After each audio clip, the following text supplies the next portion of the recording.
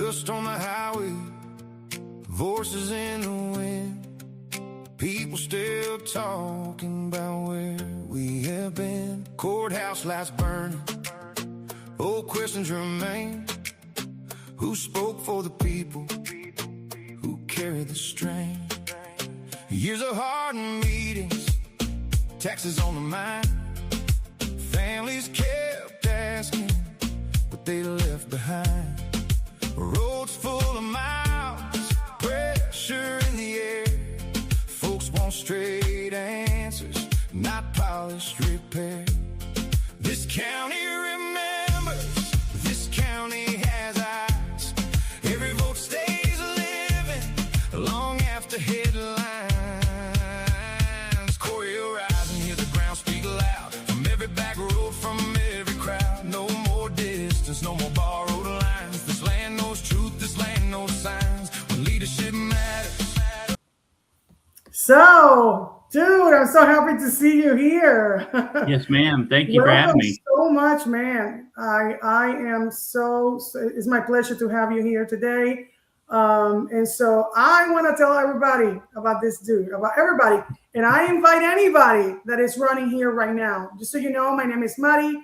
I'm a Texas-based local reporter and community voice who pays attention to what affects everyday people right here at home. I follow what matters on the ground, county decisions, roads people drive every day, taxes families feel every month, local leadership, growth, public trust, and the conversations happening long before they ever reach a formal meeting. So what I do simply is I ask questions many residents are already asking at kitchen tables, in local businesses, at the school pickup lines, in church parking lots, and across Coryell County social media. Because local government is not abstract, it touches roads, emergency response, development, spending, and whether people feel heard or ignored. And this interview is not about slogans, it is about practical leadership, accountability, and understanding what kind of direction people want for Coryell County moving forward. So today, I am speaking with Justin Smith, candidate for Coryell County Commissioner Precinct 4. And the goal is straightforward: give voters a clearer picture of who he is, how he thinks, and how he will lead if elected. Thank you so much for coming here and telling us a little bit about yourself, Justin. So thanks for having me. I am 33 years old. I'm one of the younger candidates running. I have lived in Coryell County my whole life. My family has been here for generations. I think I'm either sixth or seventh generation in Coryell County specifically. So we go back a long ways. I have a heart for this community. I've always liked being here. I went off to college for a couple of years, and whenever that was all done, I wanted to come right back home because this is just. Where did you go to college, brother? Where did you go to college? So I actually I moved to College Station. My wife got her degree from A&M. I did not get one from there, but I have my degree from Temple College actually here. Oh, cool. Yeah. No, that's great, man. That is great. Again, it's one of our colleges. I'm a Baylor alum and I'm a Texas A&M alum too. So Okay. I actually want to ask you, brother, why did you decide now is the time to run for Coryell County Commissioner Precinct 4? I just started looking into things. I have not been particularly outspoken about my political views most of my life. I try not to get into politics actually, but one of the things that happened last year, they talked about the tax rate increase, and I started digging into things. And what I found out was that it wasn't just an issue with the increase itself. I understand, having to increase taxes to make ends meet. My biggest concern that I found when I started digging into things was previous mismanagement. So we have a history of finances and tax dollars being mismanaged in Coryell County. And then whenever you dig into that kind of stuff and start looking into things and finding things, then you start to see, there were problems that probably should have been caught before they ever happened. Yeah. I know So I have a question specifically on with the tax rate and the percentage. Is it normal to approve 23% in one swoop? Because I felt like that's too big for just for one year. I mean, right. 23%. I mean, what is it if they did 23% in one swoop? What's going to be the next time? 25%, Right. 30%? Am I out of my depth here asking if that's too much? Because I feel like it's too much. It was too much. So there is a misconception, and a lot of the current commissioners will tell you, there's a misconception in there's a tax percentage increase and there's a tax rate percentage increase. Now, a tax percentage increase of 23% would be like, you're literally paying, let's say, you're paying $1,000, in property taxes. A 20% tax increase on $1,000 is going to be, $200. Tax rate does not function the same way. It is not as significant of an increase. However, it is still 23% is still a lot. So you're not talking 23% of your entire property tax going up 23%, but a rate increase of 23% is still a significant increase in the rate. And that makes sense of what you said. There's two kinds of, but when you're dealing with 23% here and other stuff between the city and the county, that starts piling up. Right. And crushing people, which is why I asked, I'm like, okay.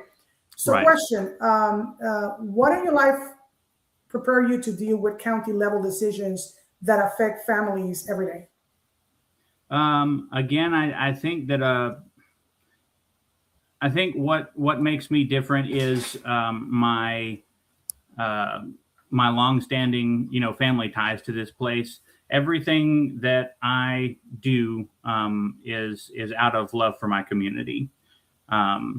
I do have experience. I run my own business, so I am familiar with financials and budgeting and making things work, moving things from one place to another to make all of your ends meet.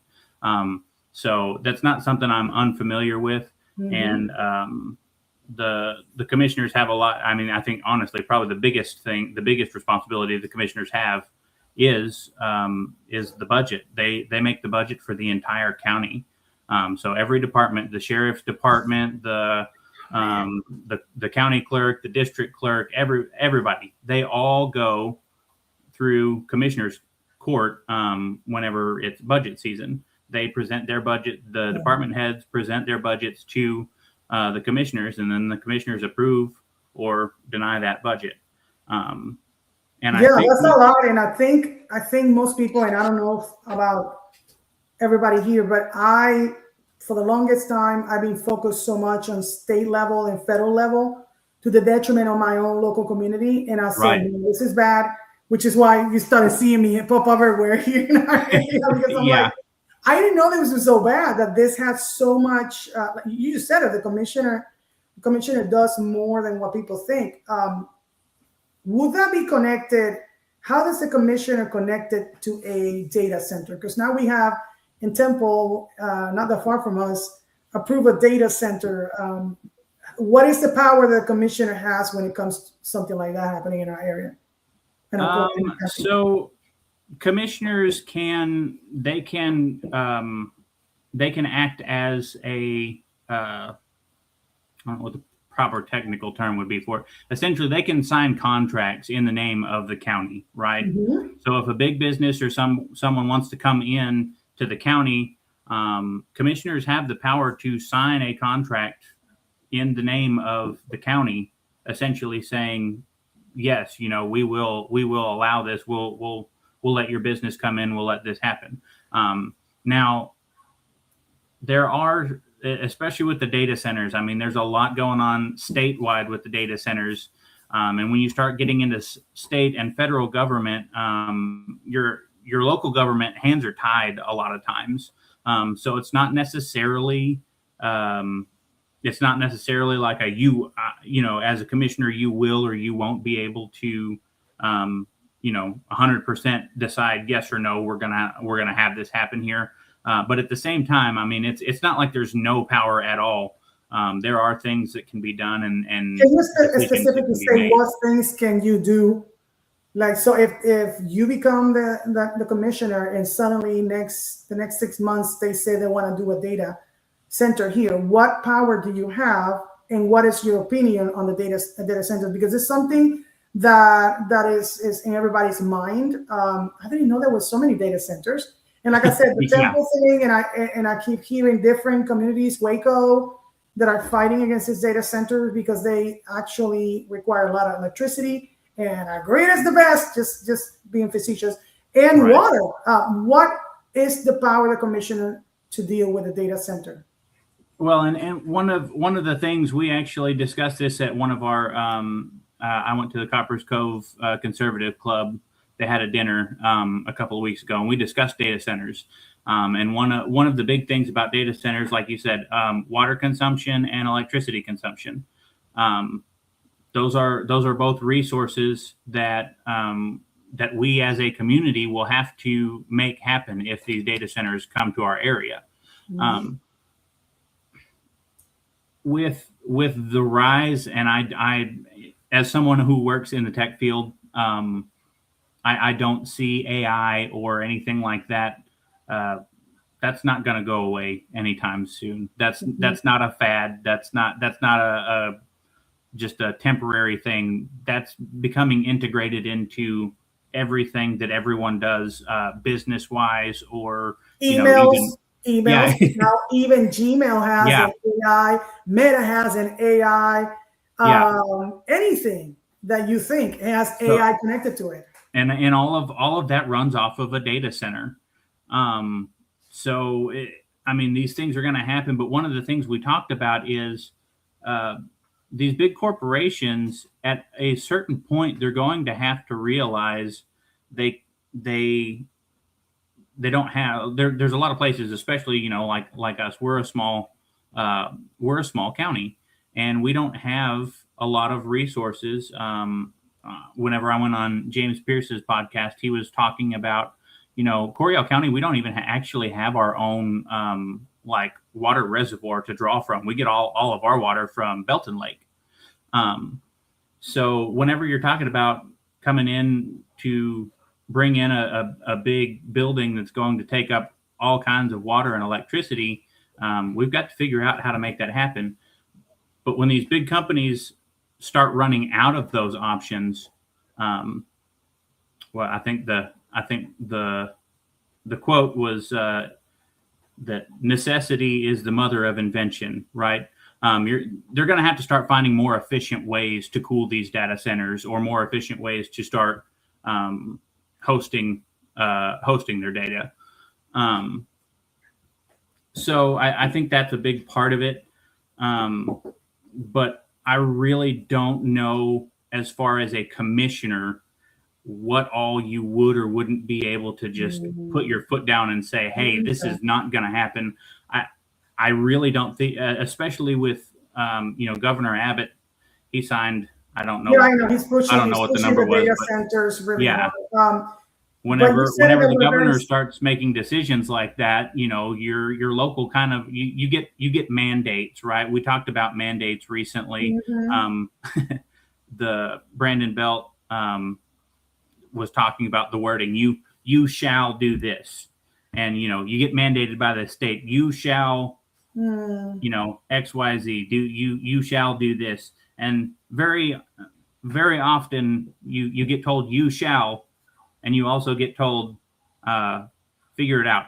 You have to do this, but you've got to figure out a way to come up with the money to do it on your own. And that's the crazy thing when you say you shall. If you're going to be like saying you shall, and maybe the state then gives you the money and they don't leave you hanging, then maybe. But then we have to deal with the water and electricity. Now my question is this: if there's an ADATA coming here for the next 6 months, it's an example. Can they provide their own electricity and can they provide their own water? That's my question, because if they want to be here, then at least they have the money. They need to pool their resources instead of exploiting our resources. I mean, right. These big corporations, they've got the money to back that. You know, they can afford that. Whereas whenever the little people here, you know, we're working multiple jobs trying to make ends meet and living paycheck to paycheck, and we don't have the money to pay for somebody else's multi-billion-dollar data centers, you know. Yeah, so I have a question. So what do you think the county has been doing right, and where has it fallen behind? As far as what they have been doing right, I really do think that I think that our department heads, they really know what they're doing. They are in the right headspace. A lot of them have been in these positions for years. I mean, long stints of time. And whenever you're in a leadership position like that for so long, you know, you know the ins and outs of how these things work.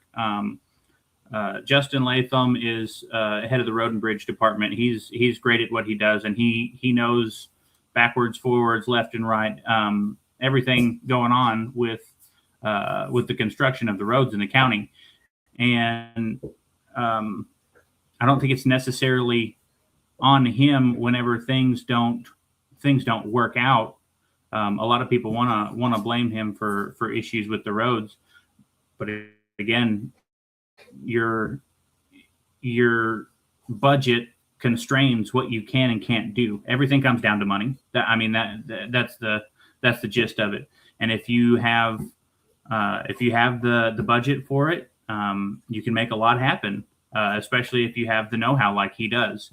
But if you don't have the money, if your budget gets cut, because that was one of the first things that got cut whenever we started pushing back against the tax rate increase. Road and Bridge, it's one of the biggest line items in the budget. And so whenever you start talking about we need to make cuts, the first thing everybody wants to cut is the big ticket items, you know. But then you don't want your roads to degrade, you know. So it's a catch-22 in trying to figure out, you know, what do we want to spend money on. Logistics deals with the roads. I mean, we can't cut that because, you know, any things that we move around, like food and groceries and, you know, everything that the truckers do, that it requires good roads. So I have another question. Mm-hmm. Coryell County is changing. How do you protect local identity while handling new growth? So that's something that I've talked to. I'm friends with several people that own small businesses in the area. And, you know, you talk about the Chamber of Commerce and things like that and growing. I would like, you know, I live in Gatesville. I'm not in Cove. But even in Cove, I feel like there's still you get that small town, you know, homey vibe, you know, mm-hmm. living here. And I think there's a way to keep that without hindering growth. You know, if I need to go, there's lots of things, especially here in Gatesville, that if I need something, I've got to drive 45 minutes. And, you know, I'm centrally located. 45 minutes, I can be in Temple or Killeen or Waco or wherever. It's not a terrible drive, but mm-hmm. there are so many things, so many businesses that could come in and be local, and we could support local businesses that come in and fill these roles that we otherwise have to go out of town for, you know. And you can build the town on these I guess vacancies that we have as far as what we need in businesses. So I really think that you can grow that way and still keep your small town vibe that I really like. Okay, that's really interesting. So I have another question. Families feel squeezed right now. What is your philosophy when it comes to county spending? Because that's ultra important for the commissioner. Can you repeat that one more time? So, what is your philosophy when it comes to county spending? Since families are feeling squeezed right now everywhere between the county and the city, right? What is that philosophy that leads you in dealing with county spending? So one of the things that I said whenever we were discussing the tax increase at the commissioner's court back in September is when I make a budget, I have to look at what my income is or what my income is going to be, and I make my budget based on that number, right? This is what I've got coming in. And then from that point, I say, okay, well, I can't afford this and I cannot afford this. I make these decisions and I have to decide, what am I going to cut? What am I going to keep? Whereas it seems, at least in my opinion, that a lot of the government spending is, okay, well, I want all of these things. How much do I have to tax the people to get what I want? So before, how much you want to tax the people? Well, can we have like a Doge thing for the county? How much? Where's waste? Right. The whole thing that I heard about when the commissioners was meeting and people couldn't hear, and somebody had donated some kind of speaker that didn't cost the county, but they were not using it because it doesn't seem like they want us to hear what they're doing there. Where can we cut so that it doesn't always comes in the back of our people? That really just comes down to being diligent with budgeting. You have to look at the budget that is presented to you and you've got to pick it apart. You also really need, I think, and one of the platforms that I have been running on from day one is making sure that as a commissioner, if I were to get elected, I need to make sure that I have a good relationship with those department heads who are presenting the budgets to the commissioners. Because when you have a good relationship with those people, you can go in and you can say, look, here's where I'm at. Our budget, we're not going to be able to make it this year, and I need you to work with me. And people, if you've got a good relationship with somebody, they're going to be a lot more willing to say, okay, I can make a sacrifice. I can help out. We can do without this. But those relationships are critical, in my opinion, in getting a good working budget together. Because again, it's not necessarily the commissioners ultimately do approve or deny the budget, but the budgets are presented to them by the department heads. Exactly. So you've got to have that collaboration between the commissioners and the heads of departments. No, that makes sense. So going back to the citizens of the county, because there's a lot of us that are not happy with how the county or the city is running certain things. What does accountability look like to you in county government? Because at the end of the day, all the money that the county and the city spends comes from us, the taxpayer. Right. And it seems like a lot of the county and city have forgotten that. They're acting like, oh yeah, I have all this money in the world, and if I'll keep overspending, I keep mismanaging, and I'll just keep sucking the everybody right. So just what is the answer to that? So accountability, as far as I am concerned, is I think one of the big things that people in general have a problem with. People never want to admit whenever they've made a mistake or when they've done something wrong.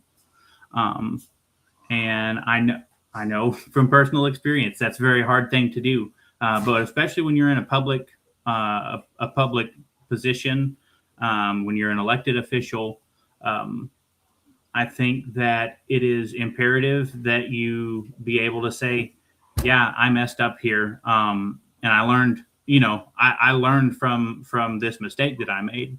Now that a lot of people don't want to do that. You ask, some of us have been asking questions to the people running about things that they did while they were in the county, by things that they had in their record, being a criminal record, being about whatever. and they don't even want to answer, which is why I'm thinking, you don't care. You want me to vote for you, but you don't want to tell me. You don't want to say, hey, if I had a criminal record, I'll say that I had a criminal record. But again, what? Because this is public. This is public records. All of this is public. We don't live in the medieval times. I can check Right. everything about you in a second. Yeah. But there seems to be a disconnect. Why? Between the government, the people in office. Once they get the power, they get too cocky, and it's like, nothing can touch me. So that's why a lot of us don't go vote. That's why a lot of us are disconnected and tired, Right. and frustrated. And I'm gonna tell you, like I said, the beginning of this year, I didn't know anything about the county or anything because I was focusing on state and federal. And what I found out when I started digging is that we have a bigger swamp, it seems like, here in our area than the swamp that I thought that we had across the United States. Yeah. And that shocked me to the core. Well, and I'm and like, wow, no wonder people don't want to vote. well, and your local, honestly, your local officials, they're going to affect your actual wallet. You know, your income is affected much more by the decisions made by the local officials than it is by state or federal government. And people are not turning to vote. And I know part of it because they don't. Look, give me an example. The city of Cove don't want to listen to us from social media. They locked in their account, so they're just going to post. And basically, if you want to talk to the council, which we voted to put them there, you have to email them or you have to go to the council meeting.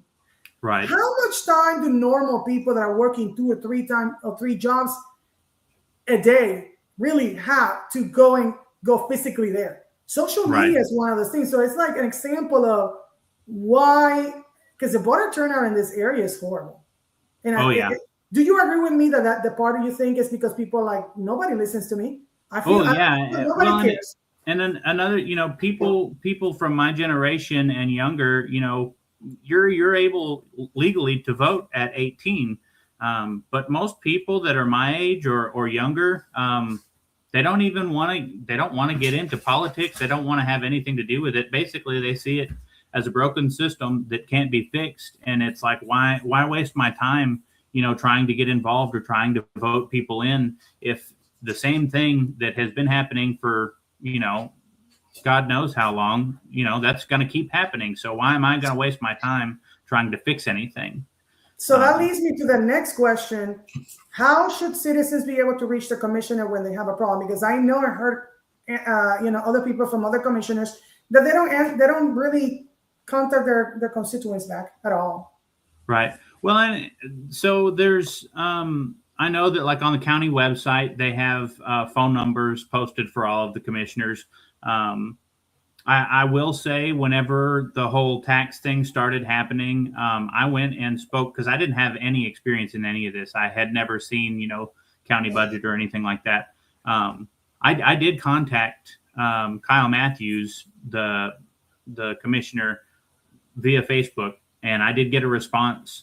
I will say there is part of that is a two-way street though, because I spoke to him and I said, hey, can you meet with me so we can discuss this? And he said, sure.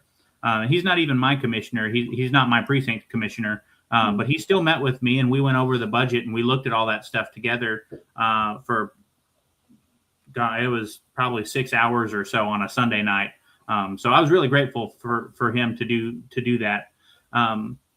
But I asked him when I was there, I said, how many people, because he had put something online that said something along the lines of, if you have questions, if you want to discuss any of this with me, I'd be happy to sit down and talk to you about it. And I said, how many people actually took you up on that offer?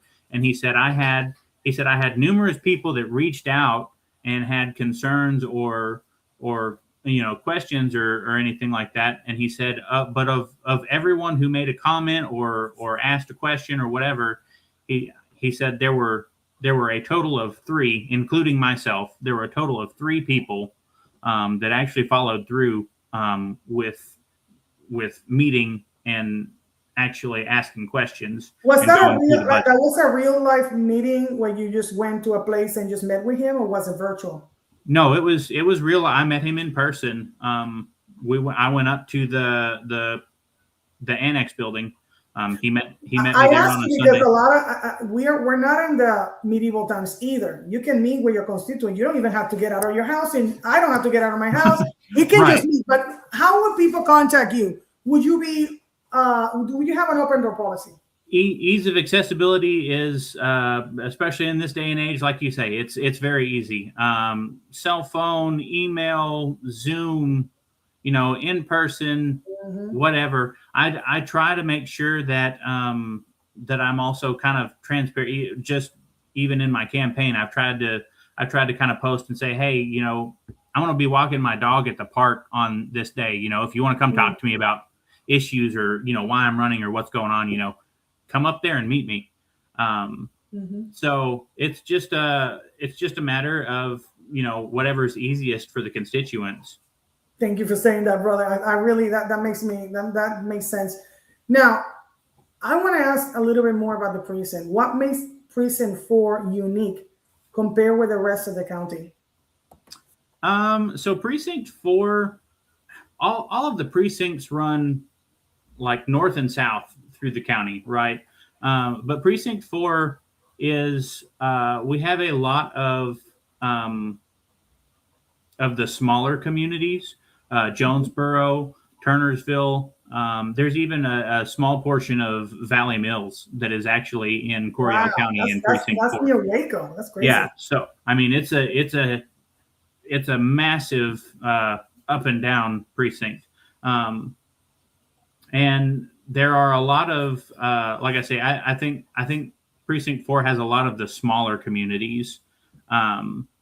It's in that little, the other precincts are either in the city or very rural, and precinct 4 is kind of right in the middle, I feel like, because we have small communities, but not a whole lot of just, nothingness, just, acres and acres of land that are uninhabited. So I think that's what makes precinct 4 different. It's just the small communities like Turnersville and Jonesboro, and Gatesville to an extent. Yeah, I didn't know about that. Thank you for letting me know. Now, going back to this runoff that is coming in May, why should someone who is undecided trust you with this responsibility? I can't tell you why you should trust me. All I can tell you is that you can do your research on me. And I am an open book. I will tell you what you want to know. So you don't have any skeletons in your closet that people need to know about? No. I'm sorry, but there was a lot of things people were throwing of different candidates, and I'm talking about county commissioners specifically. Right. But we also saw it when people were running in the district. People were stealing signs, all kinds of crazy stuff. People that haven't talked about their records that you can check online. Right. 50 Shades of Grey and all kinds of crazy things that I heard that I said, man, yeah, we have a swamp, but I can tell you, Coryell County is not, heck, Texas in Coryell County is not boring. It's like a freaking novela if you pay attention. Just like that, if you wanna be entertained, guys, just get into your precinct. Get into your district and you will be shocked. You'll be shocked. Yeah, I think that's a large part of why some people don't like me. Is because there's nothing there. If you go digging, I don't have a criminal record. I've never been arrested. I don't know. I have not done. I was talking.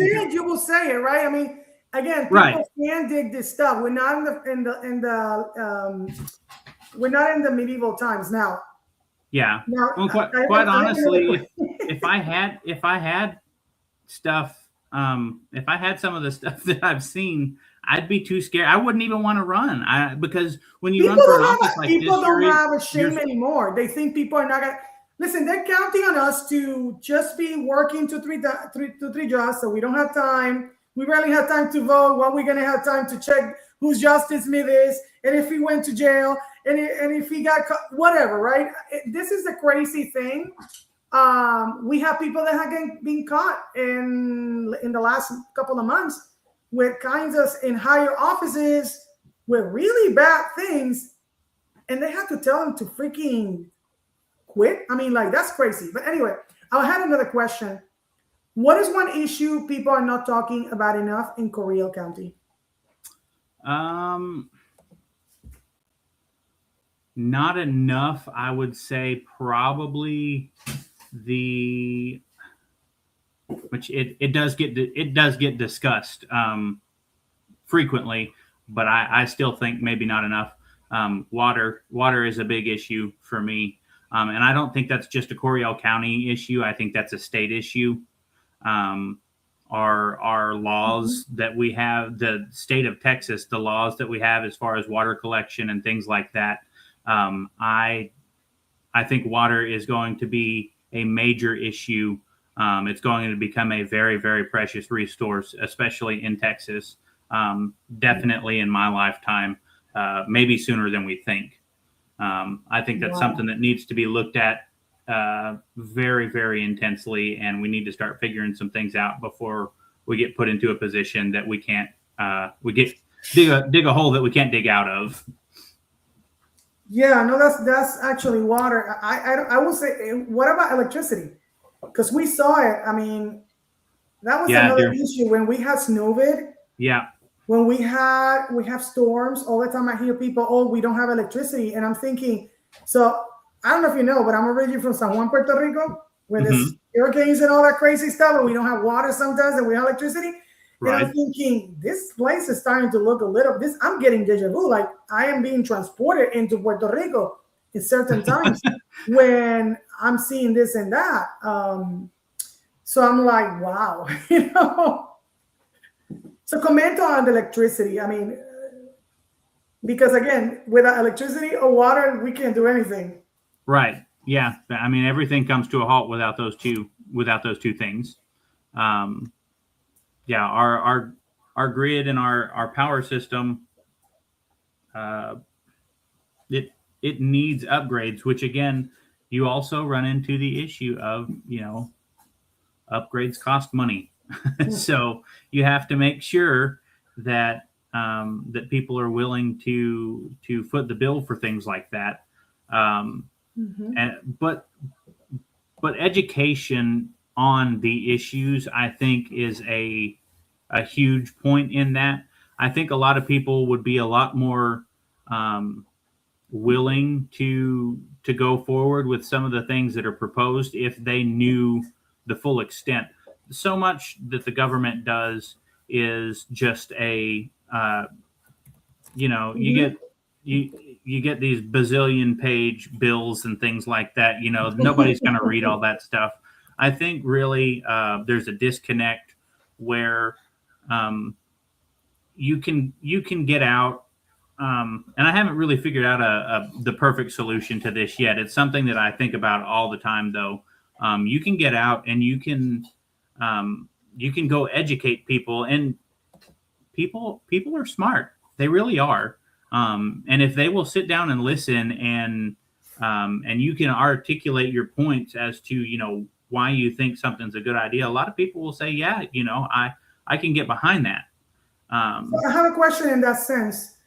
We have a lot of Latinos in the state. I mean, I think 50% of the state is Latino. We have a lot of people here in the county, including myself, que primer idioma es español, the first language is Spanish. How are you going to work with our people? I mean, I know I'm our people and as an American, and I'm our people as a Latina. Just a specific, question there. I've never really thought any differently. I've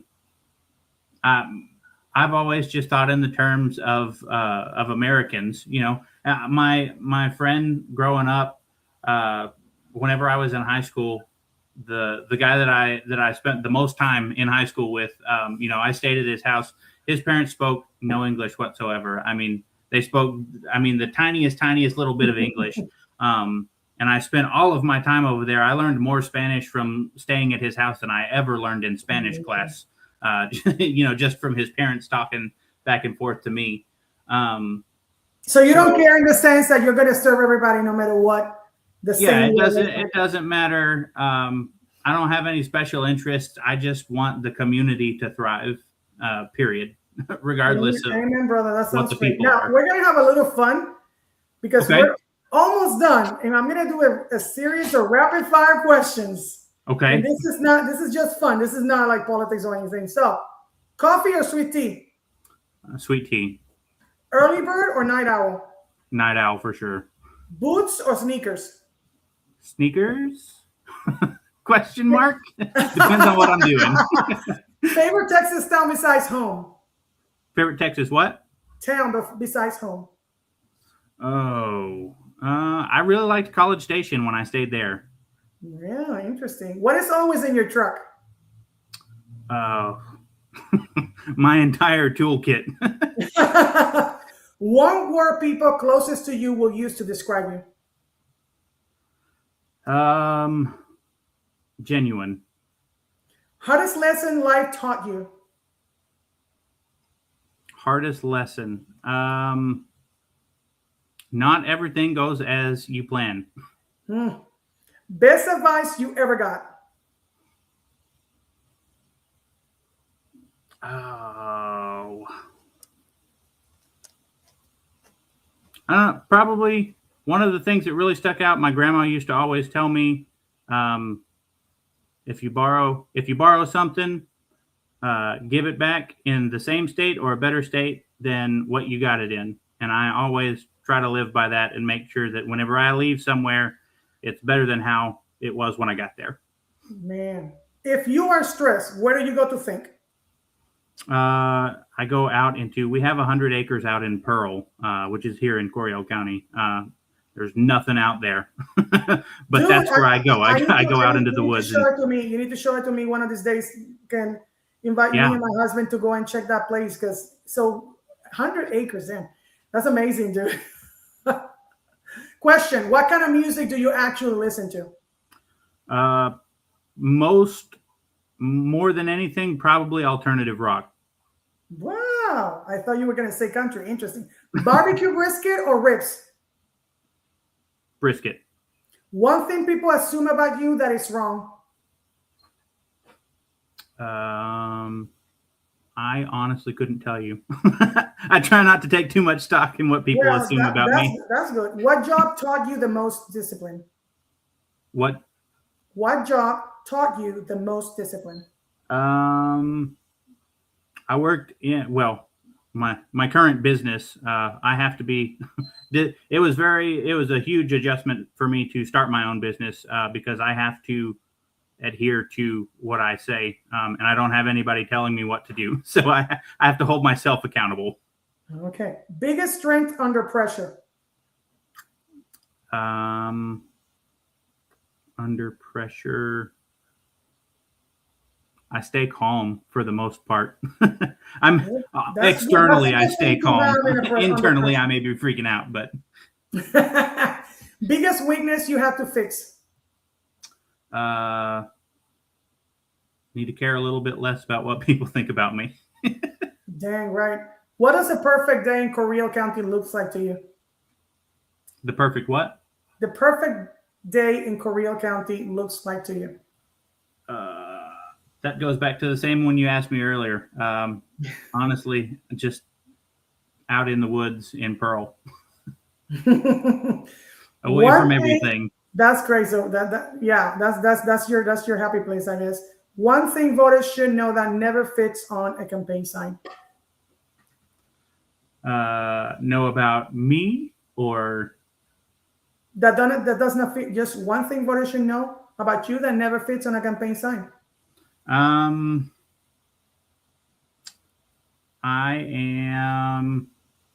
don't know. I don't have a good one for that one. Okay, let's just skip it.